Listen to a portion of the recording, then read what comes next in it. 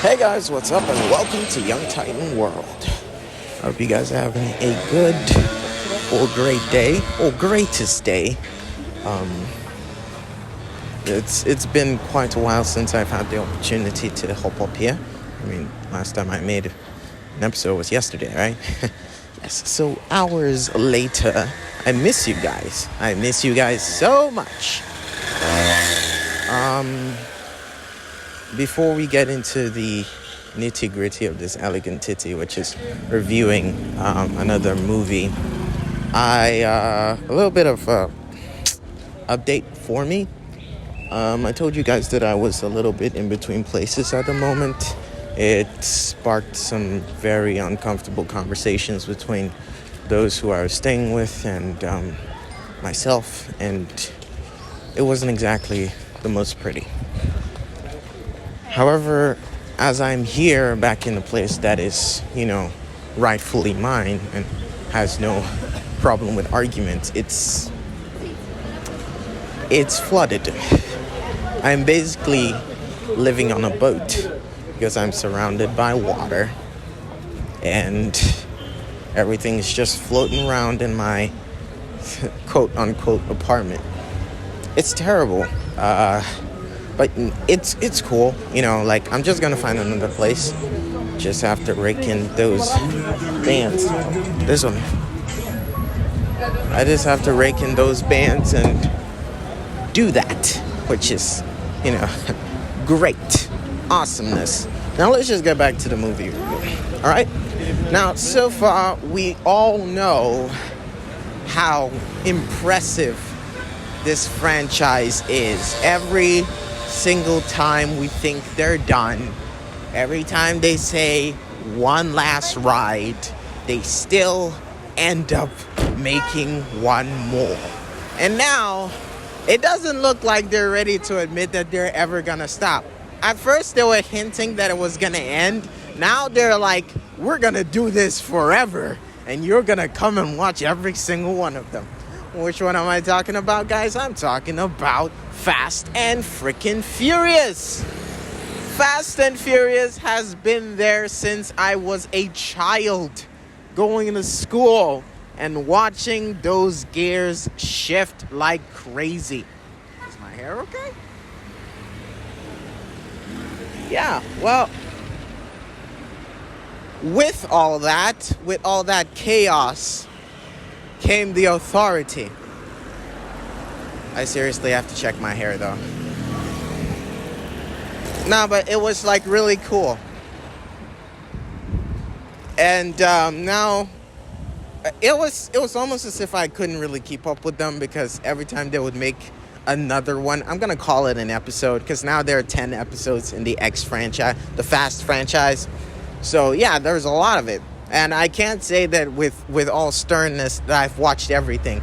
I mean, I've watched most of them. But the one that I actually sat myself down to watch recently was F9. I just wanted to say it that way. Was F9 and Fast and Furious X.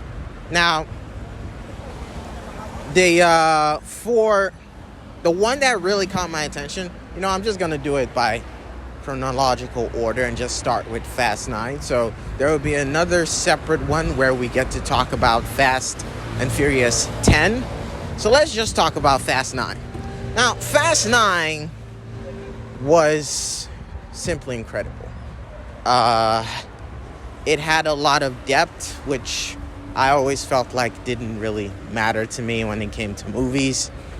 The fact was, when I started watching Fast and Furious 9, I knew for a fact that they would try and blow our minds with some crazy stunts, with some mind-blowing moves that we've never seen happen on Earth or probably in heaven even.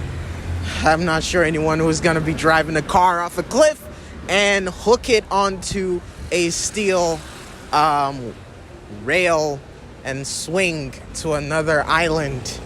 Ow! Yeah, that hit my funny bone.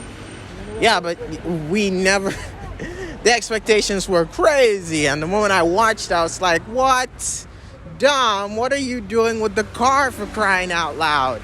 How is that happening? But yes, enough with the nonsense I'm talking about. It was great. Like, John Cena made me smile every step of the way, even though he was trying to act like a serious guy. I kind of figured that he probably didn't know how to handle it, because he really tried to look dead inside and serious the whole situation round. But he's got a great smile, so seeing him all, trying to look bossy and grim was, it didn't really sell it for me, okay? It didn't really sell it for me. So I was smiling even when he was like trying to look like he was stern. But yeah, anyways, in this one, John Cena apparently is Dominic Toretto's brother, a person we never hear about until this particular episode. This episode.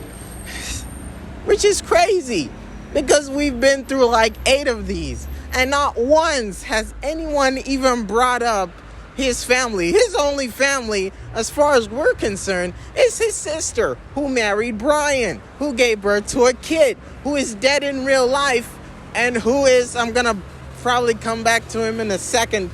But yeah, we're all aware that he is long gone. Like we already established that his existence only has his siblinghood in relation to the girl, whose name is very forgetful, so I'm not even gonna remember it. That is, in fact, how much knowledge I know about them. So the fact that they did decide to pull out a brother out of their ass because they want more people to watch this damn thing is insane. It's absolutely insane. So, so with that, we find out that he's been working with Mr. Nobody, going on missions, decides to go rogue, and has been referenced so many times.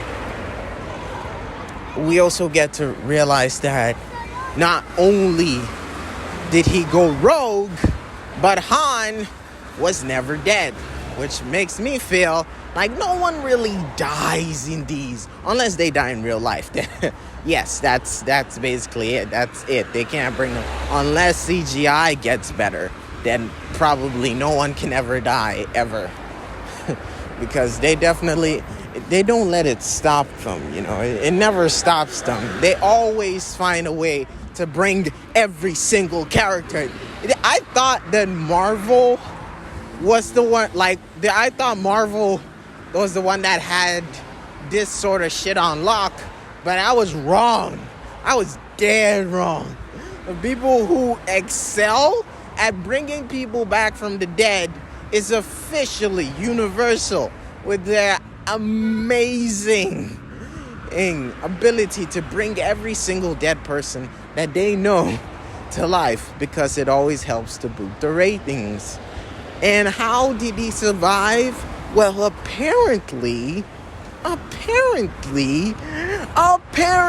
his death was faked, magician style, because he had to go and protect some girl who was the code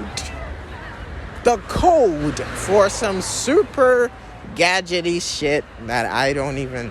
They said it's called the Ares Project or something. Yes, God of War hacks into every single thing, both digital and analog, and hacks the system so well that you can basically just, control every weapon system that ever existed on this planet and use it for your nefarious deeds. I just feel like at this point they should just bring in aliens, man.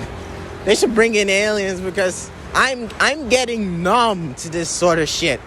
First it was God's Eye, which said you can track anybody with a click of the button, because it's going to access every single database, every single camera, and we're going to find it for you. And now they decided that they're going to give us Ares Project. So basically, we've got ourselves this super powerful thing, and in order to stop it, these niggas need to go to space. I mean, that was a really nice point that Roman was making, that they were indestructible and immortal. Yeah, I mean, I feel as if the audience knows that by now, because even if they died before our very eyes, even if they went up in flames and fire, they would still make a comeback. I kid you not. It happens like every Tuesday. Like, he's dead? Oh, you thought he's alive. Oh, she's dead? Pfft, where did you get that from? Because she's standing right here. There is no person who can die in the Fast and Furious franchise unless they die in real life. And even in those situations, if you have a brother or a sister who looks just like you, you didn't die. You didn't die. You're alive. We'll get the cosmetics guy and the makeup guy. You're gonna look like your dead cousin in less than 5 seconds, because we got you covered and you're never gonna die. So yeah, it's pretty much clear to me that when they were making these episodes, it was so clear to them that everyone was gonna live a long and successful life. And I don't know what's gonna happen to this franchise if my man Vin Diesel decides to step out, because his mumble growl is the only thing that keeps things going, man. It's like the only thing that is candid, and it's like it's the only necessary piece. And his dramatic head turns and his dramatic quotes is the only thing that we come for sometimes. Well, not come for, but you know what I'm talking about. It's just really, really hard for me to take this franchise seriously when every single moment is spent holding on to what they will say. I don't have friends, I've got family. The street always wins. Your mother is a whore.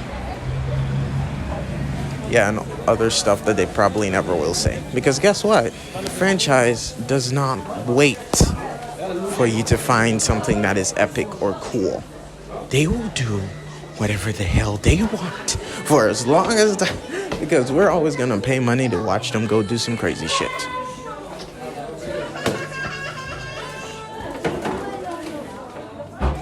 Just need to go and take a piss. But yeah.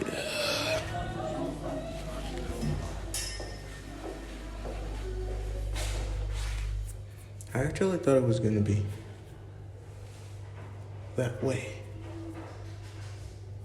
But things change, I guess.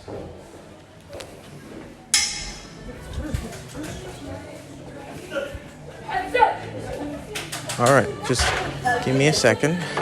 I need to go find a place to sit down, which won't be difficult at all. There we go.